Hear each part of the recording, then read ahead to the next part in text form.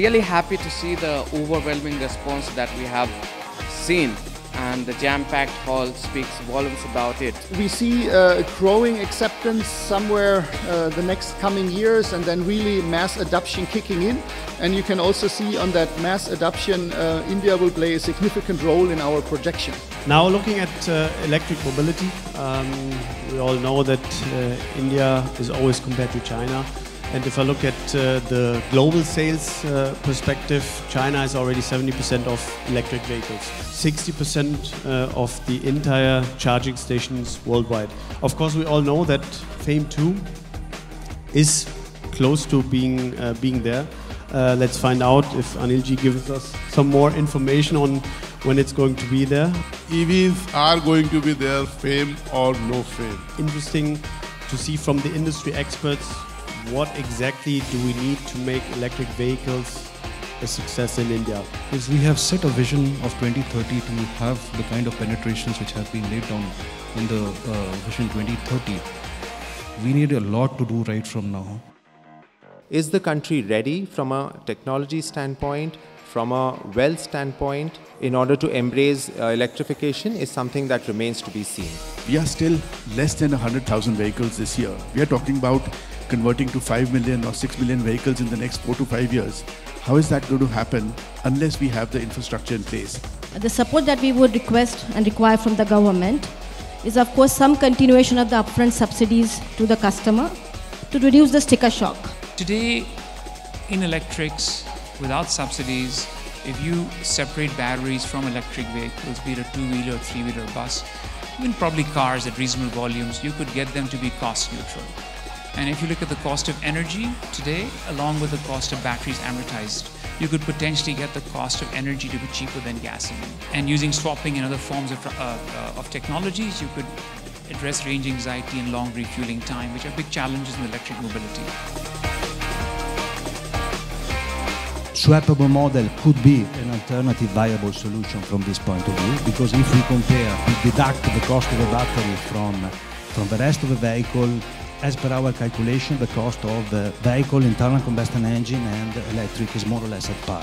In China, the experience of swapping had not been very good. See, India has always been a follower economy, and now it's time that we develop our indigenous solutions which are relevant for the country, rather than just following what's happening in the world.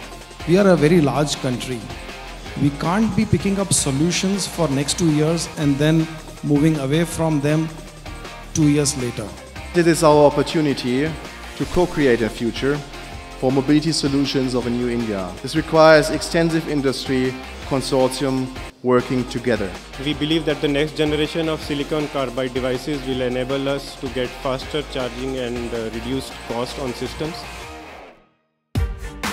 There is enough business to be made using electric vehicles. Number two, at least in this space that we operate in, which is two-wheelers and three-wheelers, which is a public mobility, the unit economics or the business absolutely makes sense. Biggest area the country needs standardization is the two-wheeler segment, because that is an area where the volumes are going to be high, and unless from us as an infrastructure provider, we have a clear idea as to what standardization is going to be followed.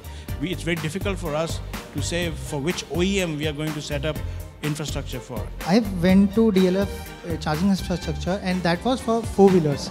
But we see that in Delhi, currently two-wheelers and three-wheelers are growing for electric vehicles. So do you have any plan for opening the infrastructure for two-wheelers and three-wheelers also?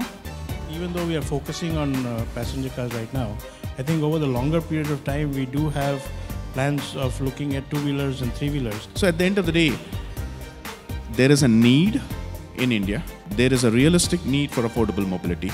We are absolutely sure that unless the skill gap is addressed at the right time, there will be a bottleneck in terms of the growth of the EV industry if proper skills are not made available.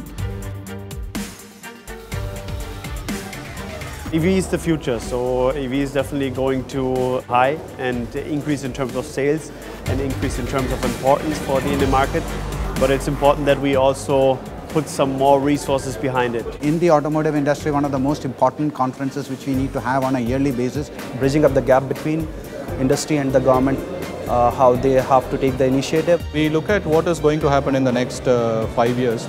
I would say that there is going to be a much better coverage of charging infrastructure, because that is what is going to drive people to really look at EVs. And certainly shared mobility, even from a public transportation perspective, is already picking up quite well. Niti Aayog team was there, so they have given assurance that so many things is going on. So that best part is that